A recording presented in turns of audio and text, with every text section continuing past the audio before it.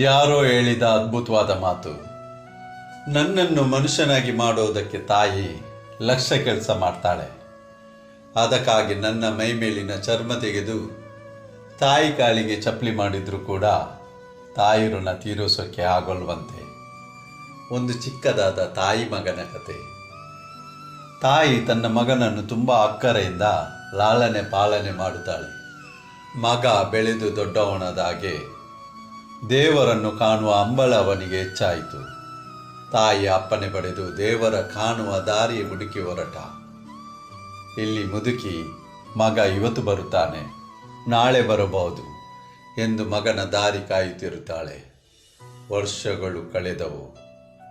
ಒಂದು ದಿನ ಮಗ ಇದ್ದಾನೆ ನೋಡಿ, ಅವನು ಅವ್ವಾ ಎಂದು ಕೂಗಿದ. ದೇವರಿಗೆ ದೀಪ ಹಚ್ಚಿ ಮಗನಿಗಾಗಿ ಪ್ರಾರ್ಥಿಸುತ್ತಿದ್ದ ಮುದುಕಿ ಮಗನ ಧ್ವನಿ ಕೇಳಿ ಯಪ್ಪ ಎಂದು ಹೊರಗೆ ಓಡಿ ಬಂದಳು. ಮಗನ ತಲೆಯ ಮೇಲೆ ಕೈ ಆಡಿಸಿ ಕೇಳಿದಳು, ಯಪ್ಪ ದೇವರು ಕಂಡನೋ ನಿನಗೆ? ಯಪ್ಪ ದೇವರು ಕಂಡನೋ ನಿನಗೆ? ಮಗ ಅಂದ, ಅವ್ವ ಕಂಡ. ಯಪ್ಪ ಎಲ್ಲಿ ಕಂಡ ನಿನಗೆ ದೇವರು ಎಂದಳು.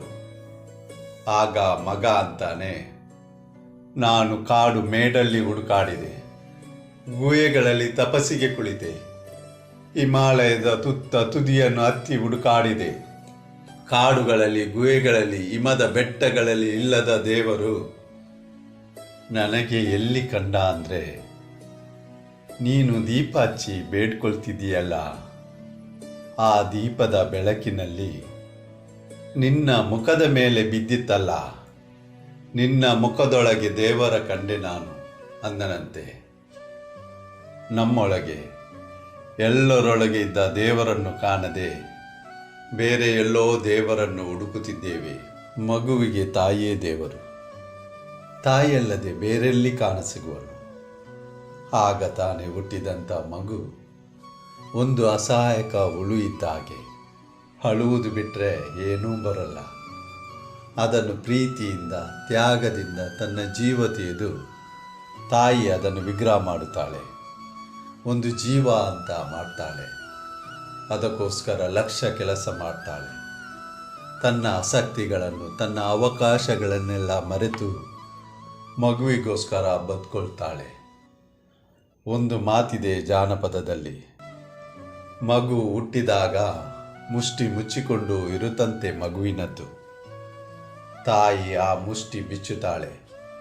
ಮುಷ್ಟಿಯೊಳಗೆ ಸ್ವಲ್ಪ ಮಣ್ಣಿರುತ್ತಂತೆ. ತನ್ನ ಸೆರಗಿನಿಂದ ಆ ಮಣ್ಣನ್ನು ಒರೆಸುತ್ತಾಳೆ. ಜಾನಪದದ ಕವಿ ಹೇಳ್ತಾನೆ, ನನ್ನನ್ನು ಮನುಷ್ಯನಾಗಿ ಮಾಡೋದಕ್ಕೆ ತಾಯಿ ಲಕ್ಷ ಕೆಲಸ ಮಾಡ್ತಾಳೆ. ಅದರಲ್ಲಿ ಇದು ಮೊದಲ ಕೆಲಸ, ಸಣ್ಣ ಕೆಲಸ. ಆದರೆ ಅದು ಮಣ್ಣೊರೆಸುವ ಕೆಲಸಕ್ಕೆ ನನ್ನ ಮೇಲೆ ಎಷ್ಟು ದೊಡ್ಡ ಋಣ ಇದೆ ಅಂದರೆ, ನಾನು ದೊಡ್ಡವನಾದ ಮೇಲೆ ನನ್ನ ಮೈ ಮೇಲಿನ ಚರ್ಮ ತೆಗೆದು ತಾಯಿ ಕಾಲಿಗೆ ಚಪ್ಪಲಿ ಮಾಡಿದರೂ ಕೂಡ ಮಣ್ಣು ಒರೆಸಿದು ಋಣ ತೀರಿಸೋಕ್ಕೆ ಆಗೋಲ್ವಂತೆ. ಸ್ನೇಹಿತರೆ, ದುಃಖದಲ್ಲಿ ತಾಳ್ಮೆಯಿಂದ ಇರಿ. ಇವತ್ತು ದುಃಖ ಇರುತ್ತೆ, ನಾಳೆ ಸುಖ ಇರುತ್ತೆ. ಯಾವುದು ಕೂಡ ಶಾಶ್ವತವಲ್ಲ. ನಾವು ದುಃಖದಲ್ಲಿದ್ದಾಗ ಯಾರ ಹತ್ರನೂ ನಮ್ಮ ದುಃಖವನ್ನು ಹೇಳೋಕ್ಕೆ ಹೋಗಬಾರದು. ಯಾಕೆಂದರೆ ನಮ್ಮ ದುಃಖ ಮುಂದೊಂದು ದಿನ ಅವರ ನಗುವಿಗೆ ಕಾರಣವಾಗುತ್ತದೆ. ನಮ್ಮ ರಹಸ್ಯವನ್ನು ಕೂಡ ಹೇಳೋಕ್ಕೆ ಹೋಗಬಾರದು. ಯಾಕೆಂದರೆ ಇಲ್ಲಿ ಯಾರು ಕೂಡ ನಮಗೆ ಒಳ್ಳೆಯದನ್ನು ಬಯಸುವುದಕ್ಕೆ ಕಾಯ್ತಾ ಇರೋಲ್ಲ. ಒಂಟಿಯಾಗಿರುವುದನ್ನು ರೂಢಿಸಿಕೊಳ್ಳಿ. ಯಾಕೆಂದರೆ ನಾವು ಏನೋ ಸಾಧನೆ ಮಾಡ್ಕೋಬೇಕು ಅಥವಾ ಅಚೀವ್ಮೆಂಟ್ ಮಾಡಬೇಕು ಅಂದಾಗ ನಮ್ಮ ಜೊತೆ ಇರೋ ಥರ ನಾಟಕ ಆಡ್ತಾರೆ ವಿನಃ ಡೆಸ್ಟಿನಿ ತನಕ ಬರೋಲ್ಲ. ಅಲ್ಟಿಮೇಟ್ ಟಾರ್ಗೆಟ್ ರೀಚ್ ಆಗಬೇಕಾದವರು ನೀವು ಮಾತ್ರ. ನಿಮ್ಮ ಸಮಯವನ್ನು ಜಾಸ್ತಿ ಉಪಯೋಗಿಸಿ. ಯಾಕೆಂದರೆ ನಾವು ಸಮಯವನ್ನು ಹಾಳು ಮಾಡಿದರೆ ನಾಳೆ ಇದೇ ಸಮಯ ನಮಗೆ ಸಿಗೋದಿಲ್ಲ.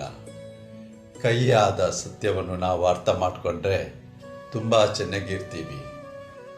ನಾಳೆ ಎನ್ನುವುದು ಬರೀ ಕನಸು ಅಷ್ಟೇ, ಭರವಸೆಯಲ್ಲ. ಈ ಮನುಷ್ಯ ಯಾವಾಗ ಬೇಕಾದರೂ ಹೊರಟು ಹೋಗ್ತಾನೆ. ಗುಡ್ ಬೈನೂ ಹೇಳೋಲ್ಲ, ಹಾಗೆ ಹೊರಟು ಹೋಗ್ತಾನೆ. ಈ ಥರ ಪ್ರಪಂಚ ಇರಬೇಕಾದ್ರೆ ಏನು ಬೇಕು ನಮಗೆ? ನಗ್ರಿ, ಚೆನ್ನಾಗಿರಿ. ಸಾಕು ಈ ಕೋಪ, ಈಗೋ, ಸಂಕಟ ಏನೇನೋ ಇರ್ತವೆ. ಮನಸ್ಸಿನಲ್ಲಿ ಬೇಡದಿರುವುದನ್ನೆಲ್ಲ ಬಿಟ್ಟು ಬಿಡಿ. ಮತ್ತೆ ಅದೇ ಮಾತು, ಮೇಲೆ ಇರುವವನ ಆಶೀರ್ವಾದದಿಂದ, ನಿಮ್ಮವರ ಪ್ರೀತಿಯಿಂದ, ಆತ್ಮವಿಶ್ವಾಸದಿಂದ ಗೆಲುವು ನಿಮ್ಮದಾಗಿಸಿ. ಈ ಪ್ರಪಂಚ ನಿಮ್ಮನ್ನು ಹಿಂಬಾಲಿಸುವಂತೆ ಮಾಡಿ. ನೆನಪಿಡಿ, ನೀವು ಒಳ್ಳೆಯದನ್ನೇ ಕೇಳ್ತಾ ಇದ್ದೀರಿ. ಬನ್ನಿ, ಒಳ್ಳೆಯ ಕತೆ, ಅದ್ಭುತವಾದ ಸಂದೇಶಕ್ಕಾಗಿ ನಮ್ಮ ಚಾನೆಲ್ ಸಬ್ಸ್ಕ್ರೈಬ್ ಮಾಡಿ. ಮತ್ತೆ ನಿಮ್ಮ ಭೇಟಿ ಮುಂದಿನ ವಿಡಿಯೋದಲ್ಲಿ. ಅಲ್ಲಿಯವರೆಗೆ ನಿಮ್ಮ ಬಗ್ಗೆ ಕಾಳಜಿ ವಹಿಸಿ. ಸದಾ ನಗುನಗುತ್ತಾ ಇರಿ.